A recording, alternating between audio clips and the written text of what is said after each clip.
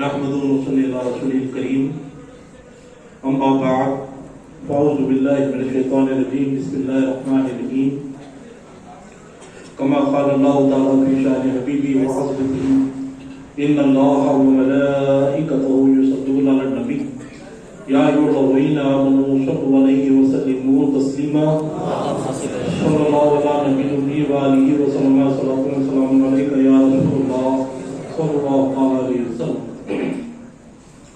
ادب کا آہست زیر آسماں زرش نازک تر نفس گم کردہ یا نفس گم کردہ جنید و بایزید نیجا بمصطفیٰ بیرساں خیش راکدی ہماؤس اگر باؤ نہ رسیدی تمام وہ لحبیز. محترم المقام صاحب عز و شان غوث اعظم کا فیضان حضرت العلام حافظ قرآن سید شاہ رضوان پاشا صاحب قبلہ لاہوالی فرزند سجدہ نشین بارگاہ حضرت لاہوالی رحمۃ اللہ علیہ اس جلسے کے میزبان مقرر حضرت العلام قاری قرآن حضرت مولانا ڈاکٹر محمد عبدالحمید اکبر صاحب قبلہ اور یہاں پر تشریف فرما مشائخین عظام علماء ذیشان اور معزز سامعین کو برادران طریقت. ابھی آپ نے دو خطابات سید الطائفہ طاؤس العلماء رئیس القوم لسان التصوف لسان القوم امام العارفین تاج العارفین حضرت سیدنا جنید بغدادی رحمۃ اللہ علیہ کی ذات اقدس کے تعلق سے آپ کے حیات طیبہ کے مختلف کوشوں کو بڑی اچھے انداز میں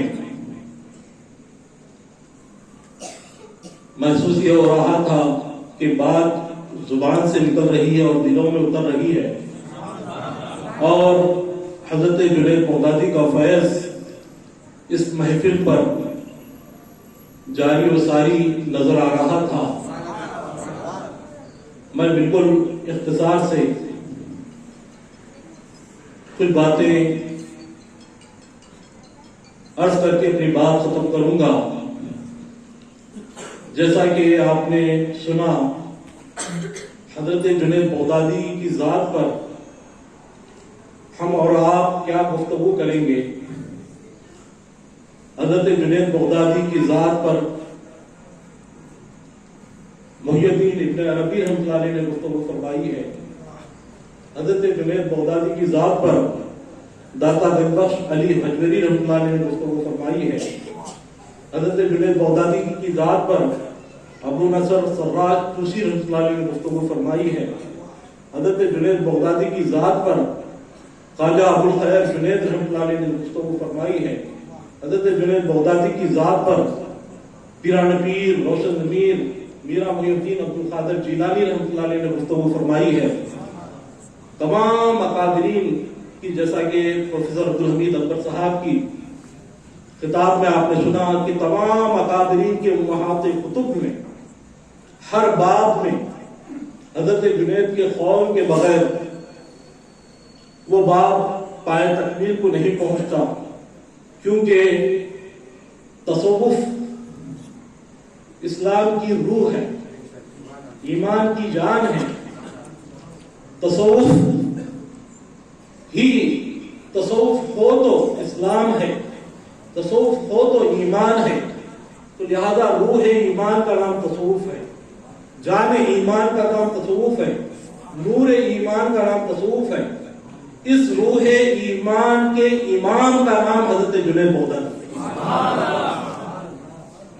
تو لہذا تیسری صدی ہجری پر کوئی ذات محیط ہے، حاوی ہے اپنے روحانیت سے، اپنے علم سے، اپنے اسرار و رموز سے، وہ ذات حضرت جنید بغدادی رحمۃ اللہ علیہ کی ذات اقدس ہے۔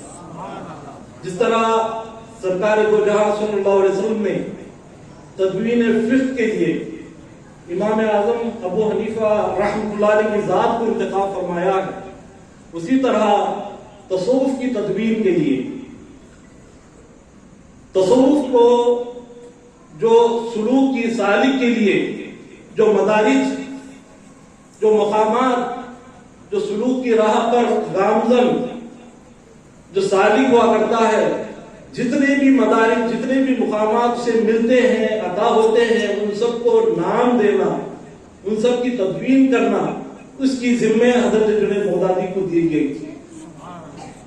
تدوین تصوف کی ذمہ داری حضرت جنید بغدادی رحمۃ اللہ علیہ کو عطا کی گئی، تو لہذا حضرت جنید بغدادی رحمۃ اللہ علیہ کو اسی لیے فرید الدین عطار رحمۃ اللہ علیہ نے ارشاد فرمایا کہ آپ لسان التصوف ہے، تصوف کی زبان ہے حضرت جنید۔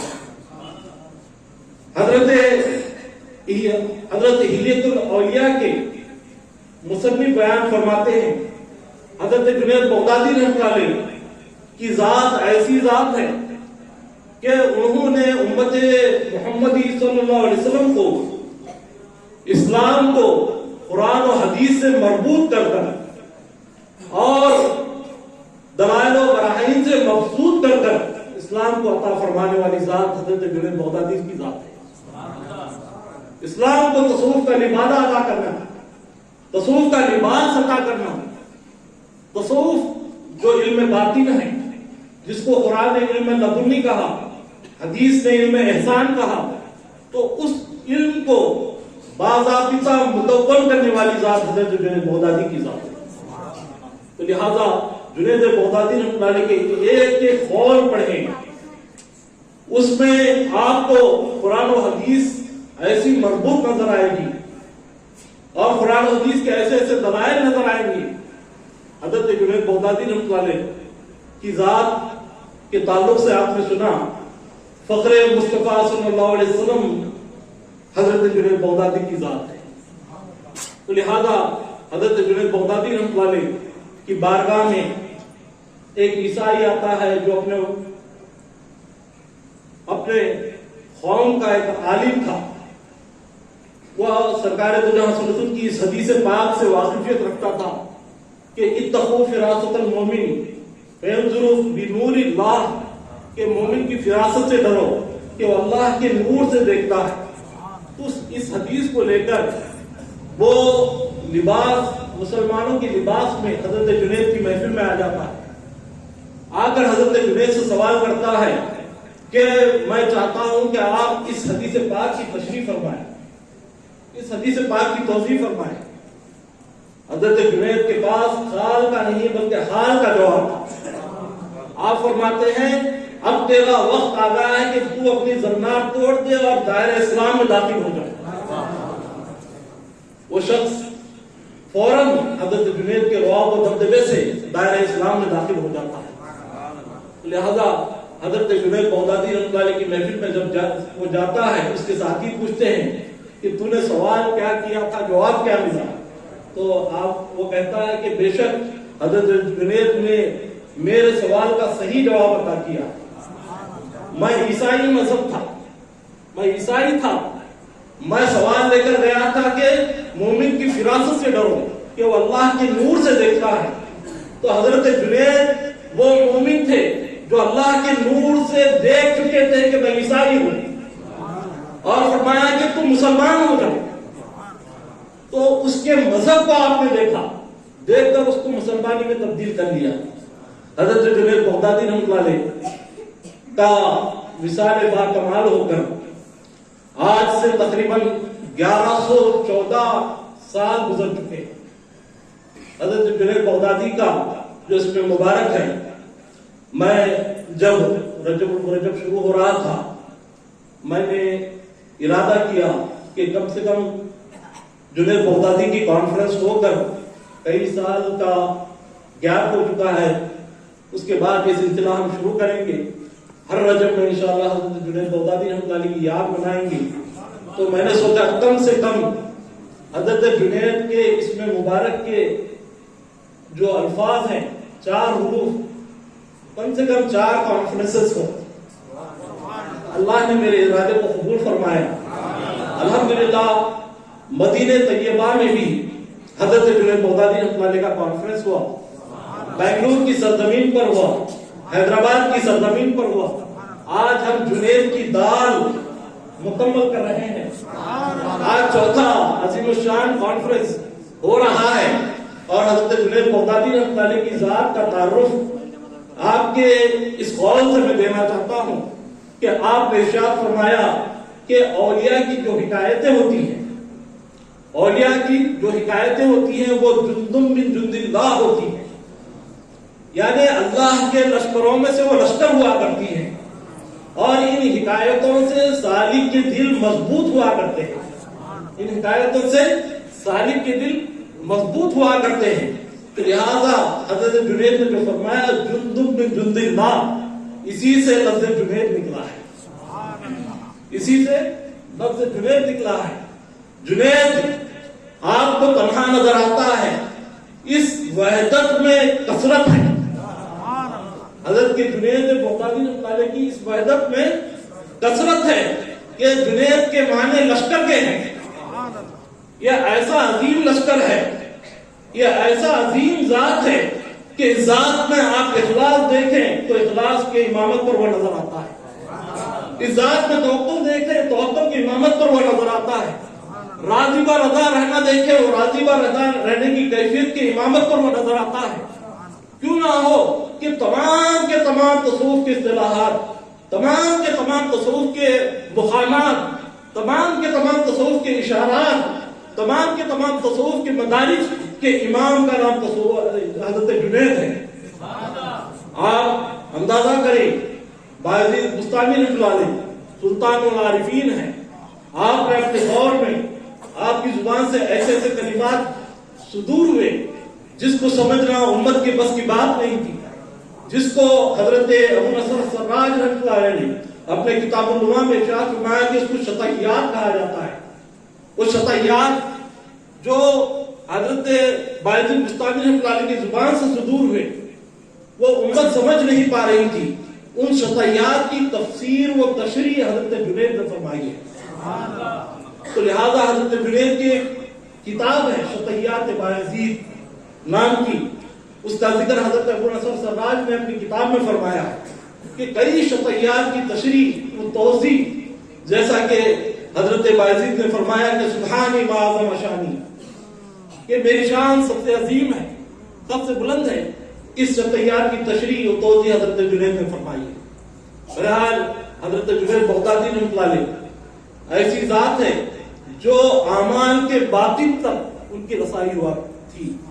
میرے پیر مرشد میرے والد گرامی ہمیشہ کہا کرتے تھے کہ شریعت پر چلنا ہی طریقت ہے, شریعت پر کاربند رہنا ہی طریقت ہے.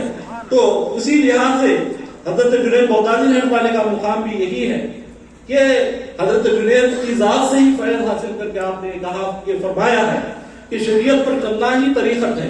حضرت جنید اس لیے فرماتے ہیں کہ ہمیشہ ہمارے ایک ہاتھ میں قرآن ہوتا ہے, ایک ہاتھ میں حدیث ہوتی ہے. تو لہذا ہم ہمیشہ قرآن و حدیث سے مربوط و مضبوط گفتگو کرتے ہیں.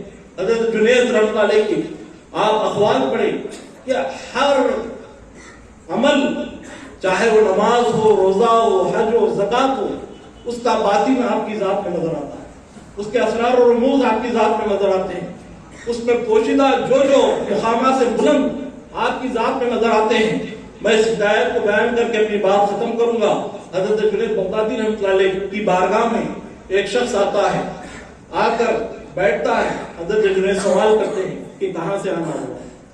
یہ حکایت, یہ مکالمہ کشف المحجوب میں بھی موجود ہے.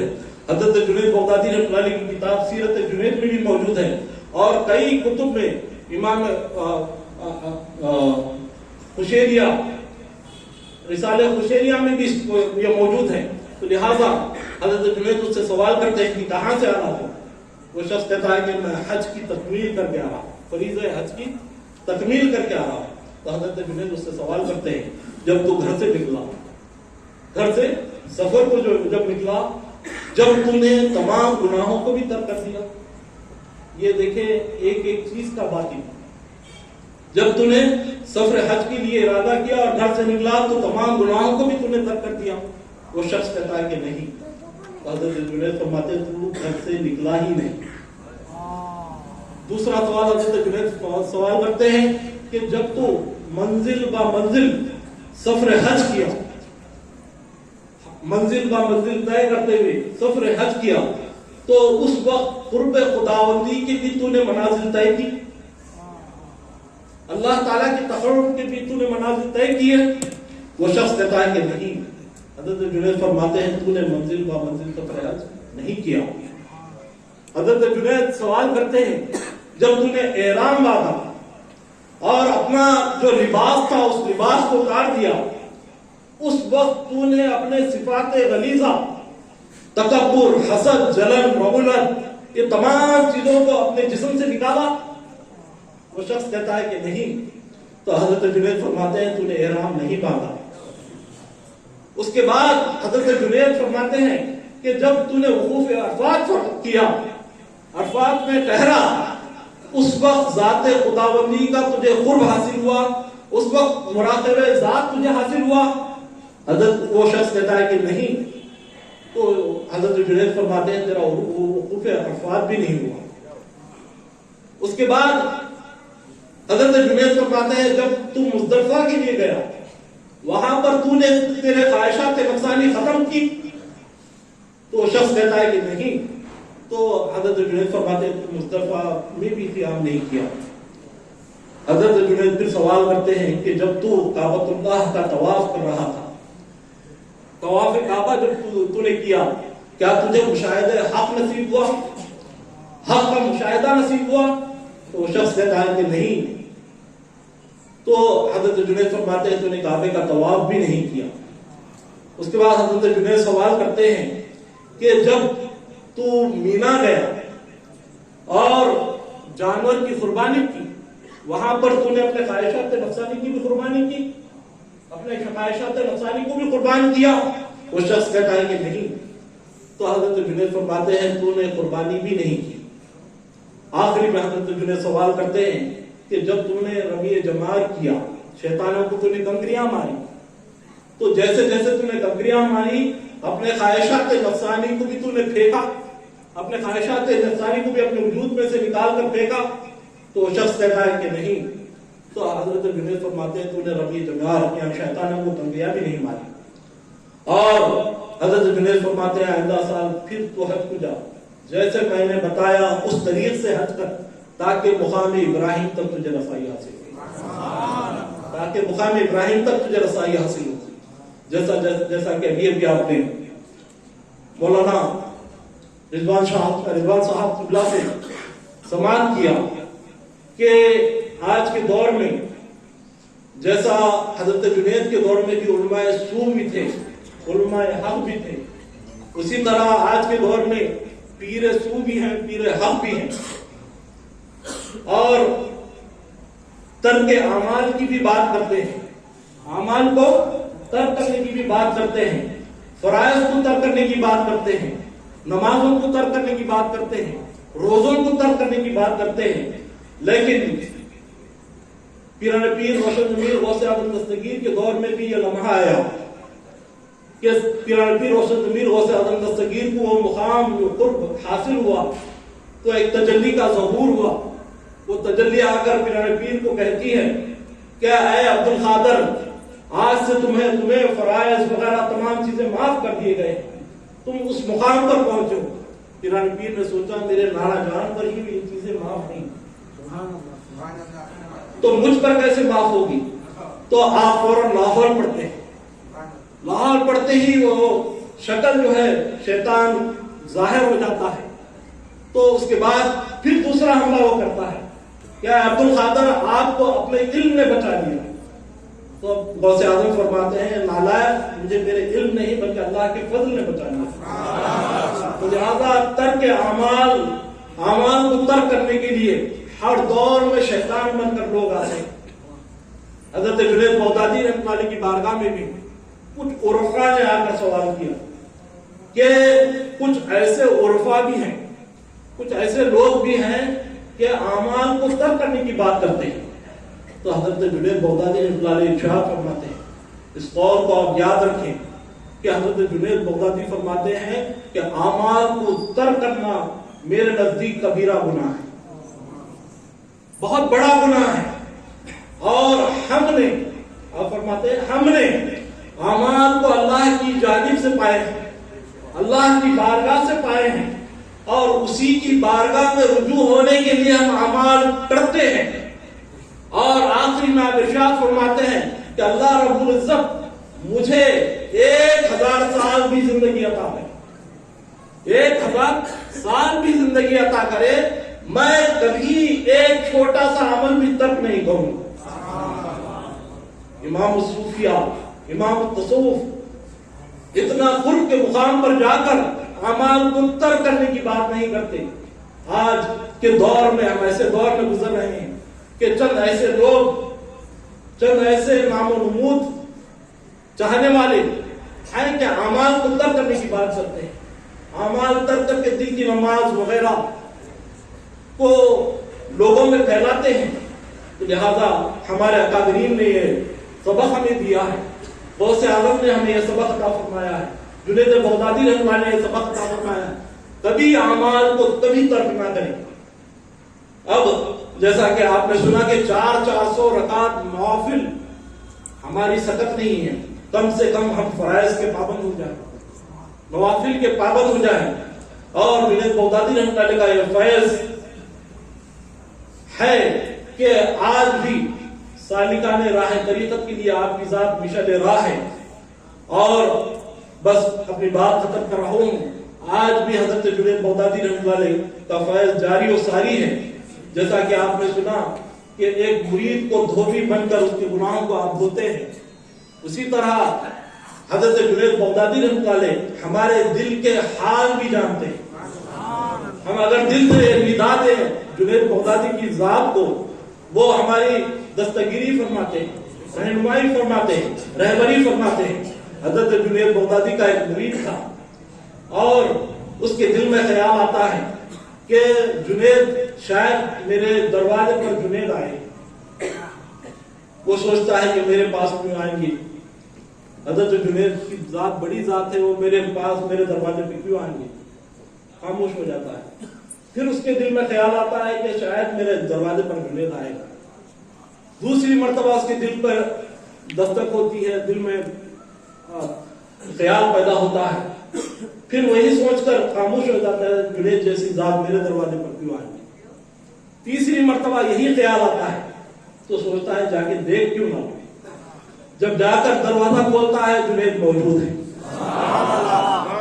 اور فرماتے ہیں کہ اے میرے مرید, پہلی مرتبہ جب تیرے دل میں خیال آیا آ کر دروازہ کیوں نہیں کھولا. حضرت جنید اپنے مرید کے خیالات کو دیکھ رہے ہیں. تو لہذا آج بھی حضرت جنید کی نظر ہمارے خیالات پر ہے, ہمارے احساسات پر ہے. بس حضرت جنید بغدادی رحمۃ اللہ علیہ سے لو لگا کر آج کی دور میں الحمدللہ ہم اس پیر کامل سے بیعت ہیں, اس پیر کامل سے رجوع ہیں. میں جیسا کہ آپ نے سنا کہ اشارتاً وہ 3 صدی جنید بغدادی تھے, وہ ہمارے پیر کامل اس صدی کے ثانی جنید بغدادی کا فیض ہے. تو لہذا اللہ رب العزت کی بارگاہ میں دعا ہے کہ اللہ تعالیٰ اس محفل کو اپنی بارگاہ میں قبول و منظور فرمائے اور حضرت جنید بغدادی رحمۃ اللہ علیہ کے تعلیمات پر ہمیں عمل کرنے کی توفیق عطا فرمائے. آمین بجاہ سید المرسلین صلی اللہ علیہ وسلم.